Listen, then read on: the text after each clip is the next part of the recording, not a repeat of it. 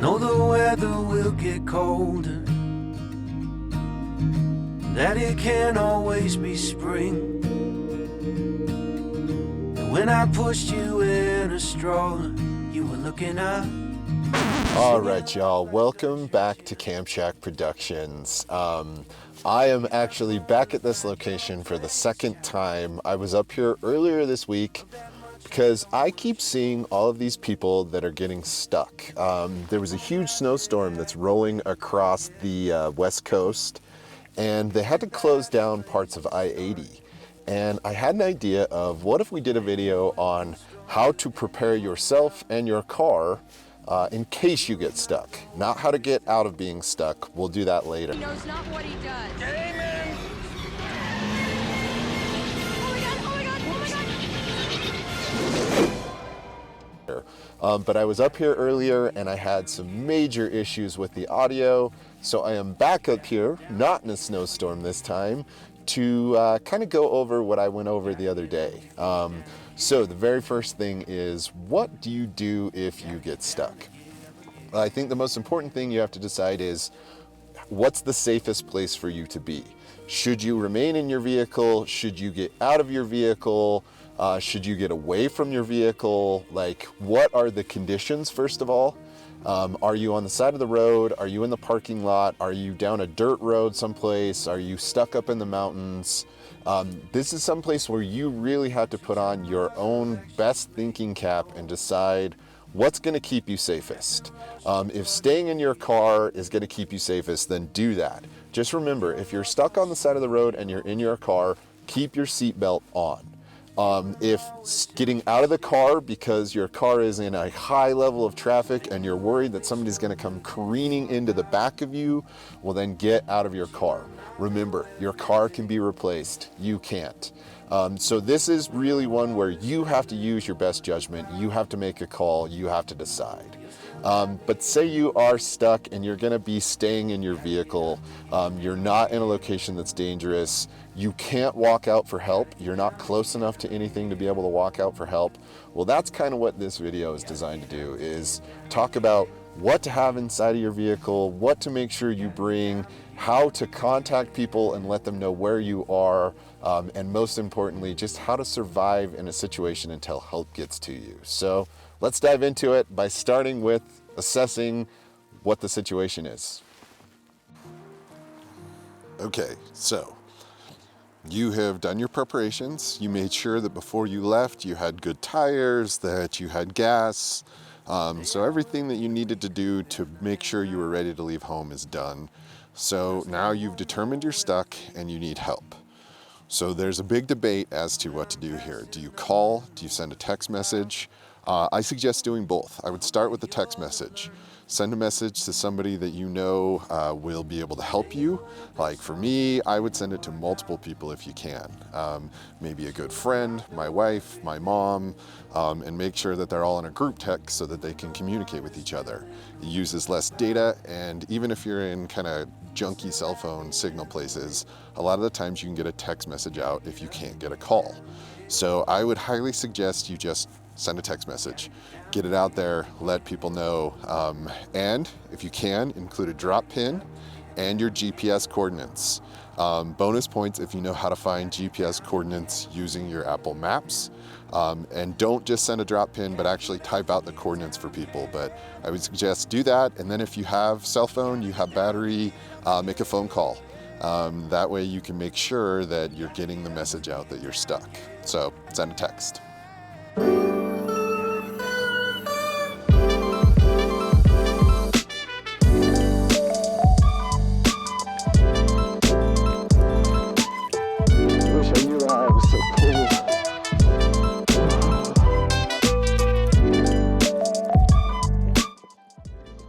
If you're going to go driving out into the mountains, don't be shorts and flip-flops guy. It's just a really bad idea. Wear the appropriate gear, don't freeze to death. Know that you're going driving in the mountains, wear some pants, wear some boots. Be smart, but don't be this guy. You see him all over, I know you do. And I'm always like, what is wrong with you? All right, everybody, we've made sure that our tires are good, that our vehicle's prepared, we have gas. The next thing is making sure you're prepared. If you're going out into inclement weather, make sure that you have your layers on. You got your puffy, you got your hat, you got your boots. You're not shorts and flip-flops guy, right? If you're going and you don't want to wear this stuff while you drive, you want to wear your Crocs and your shorts, do it. Just make sure that you have this stuff in a bag, so if the worst case scenario happens, you're prepared. You can get out of your vehicle and not freeze to death, and you can stay dry and warm. Because staying dry and warm is the key to making sure that you get out of this situation safely. So, you know, just make sure that you're doing what you need to and bring the gear that you need. Doesn't hurt to have an extra bag inside your car. Way better than freezing to death overnight.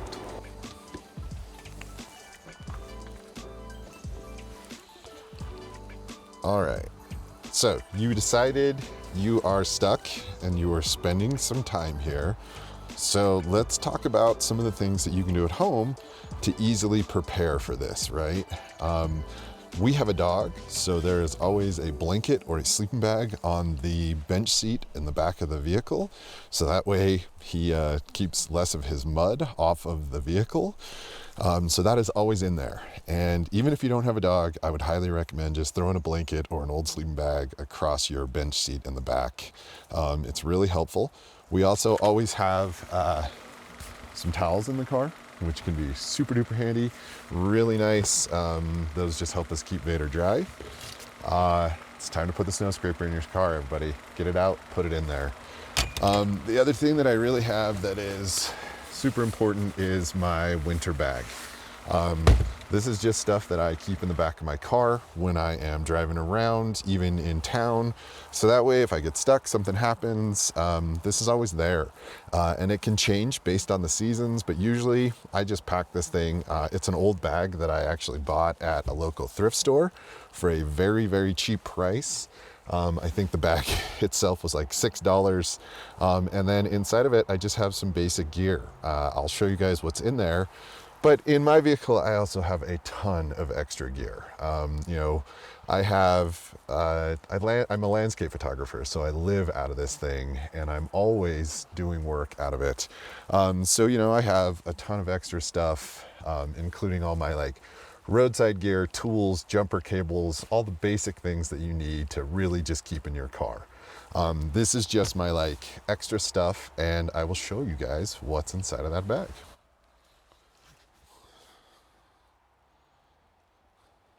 I also keep a bottle of kitty litter and a battery pack, but let's get into the bag. Check. All right, so let's talk about what we actually have inside of my bag here, right? So if I open this thing up, you will see that I have water bottles. Always making sure that you have more than one. Liquid water bottles. I have a beanie, just in case, stay nice and warm. I have a bag full of granola bars here. Super helpful tip, if you have kids, you should always have a bag of granola bars in your car regardless. Oh, come on! Move! I haven't eaten for 6 hours! I just want a chicken salad. I also have the old Vienna sausages here. I figure these were in the pantry. I'm only going to eat these in an emergency, so I might as well have them in the emergency kit, right? Because you might eat them. I also keep a very, very bright bandana so that I can tie this to the antenna of my car or someplace so it can flap so people know that I'm distressed. I also years ago bought a first aid kit that has this like yellow police tape material sign that's a rectangle that says need help, call police, that you can put right in your windshield or along the side of your window there. I do have a dry bag in here. This would be one of those extra items, kind of like the kitty litter that I have, the battery bank, the backpacking tarp. This is something that you can put things inside of and they will stay dry and waterproof, which again, when you're out in the cold and it's wet, you want to stay dry and waterproof. I also have an extra puffy coat that I just keep wadded up inside of this bag. And then inside of here, I have a fleece blanket. This way I can stay extra warm and keep myself nice and toasty. That's what's inside of the main pocket of this bag. It's really simple. But then I also keep a few extra items inside of the bag here. Like this is my kind of survival kit. I have a lot of these. There's a lighter, matches, some basic first aid, safety pins, super tough tape, carabiner. There's a fire starter in here, like a flint and steel fire starter. Some extra AAA batteries. So this is just something that I have a bunch of. I also keep an extra flashlight, a headlamp. I also have flashlights inside the vehicle, but again, just extra inside this bag. I keep an extra pair of socks.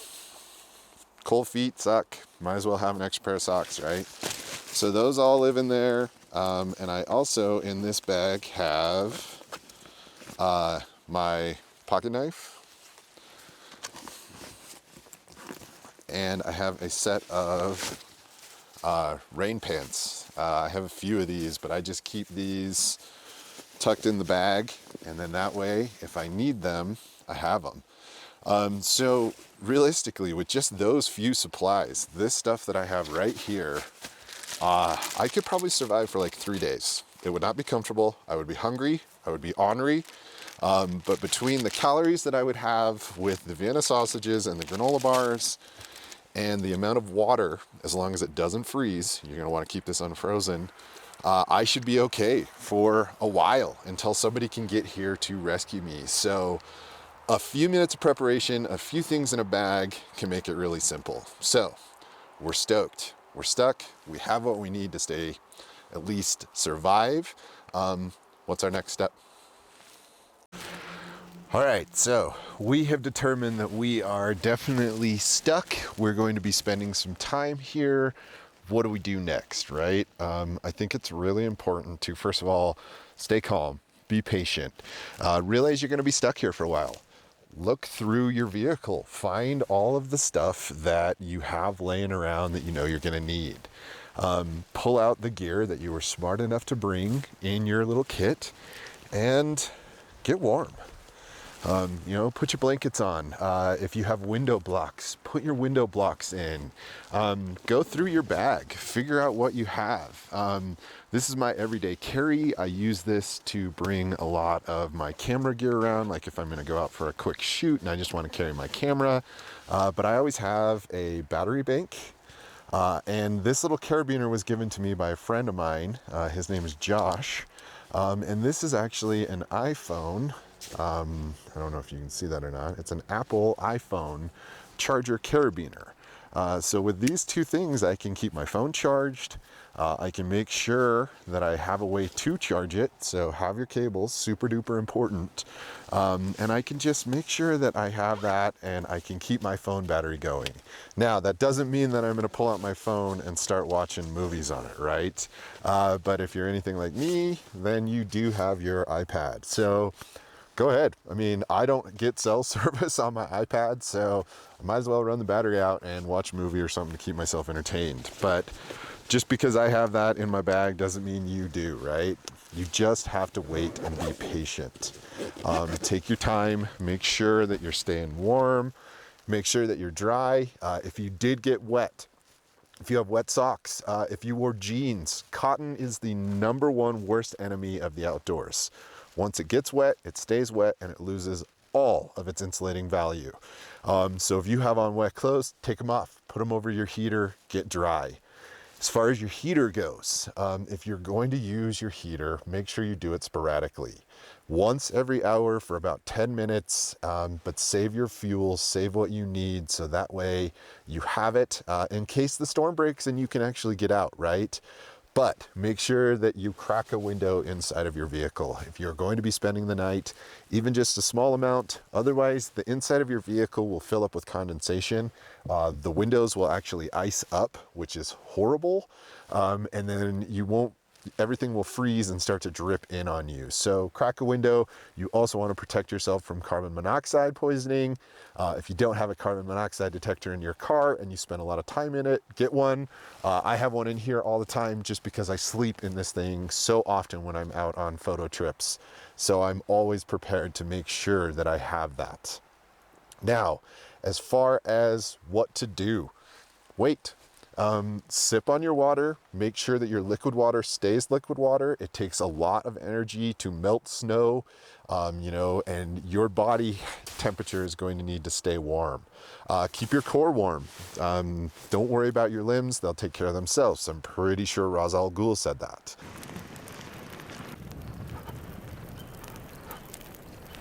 Rub your chest. Your arms will take care of themselves. Just keep your core warm, make sure that you're doing okay, and keep your mental spirits up. Eat small amounts. Don't go crazy and eat your entire granola bar bag. Keep them, ration them out, eat when you're hungry, drink water when you need to, get out and go to the bathroom. If you don't have to get out though, don't get out. If you are sitting inside your car, again, remember, make sure that you're buckled. I'm in a parking lot right now. Nobody's going to hit me. But if you're on the side of the road, keep your seatbelt buckled so that way if somebody rear ends you, you're safe. Now you wait. You wait for somebody to get back to you and tell you that they are on their way. And really, you guys, I hope this is something that is useful because it's not very hard to prepare yourself when you're out here. Just take the extra time. Make sure you have the gear you need. So, what have we learned from all of this? With a few simple steps of making sure that our vehicle is prepared, making sure that we have on the right gear, and making sure that we have a few extra items in the back, we're good to go until somebody comes to get us. With the stuff that I have in that bag, we could last 2-3 full days, no problem. And I doubt very much that most of us live in a place where it's going to take that long to get people to us. So again, have a plan, put some extra gear in your vehicle. If you guys like this video, please actually go down and like the button here, subscribe to us, follow us on YouTube, Instagram. We're always trying out new things and we would really appreciate your support. If you guys found this video worthwhile and you want me to try and go out and get all of the gear that I have for a $30 or less budget, comment down below. If you also have items that you think people need to have in their kits, comment down below. Leave it in the description or leave it in the comments so people can go back and check it out, because I'm sure I have missed a ton of things. I am no expert. I just spent a lot of time in my car and I want to make sure that everybody gets home safely. Thanks for checking out Camp Shack Productions. I hope you're all having a wonderful day. Really go out there, enjoy, be adventurous, just be prepared. All right, be well, my friends. See you in the next video.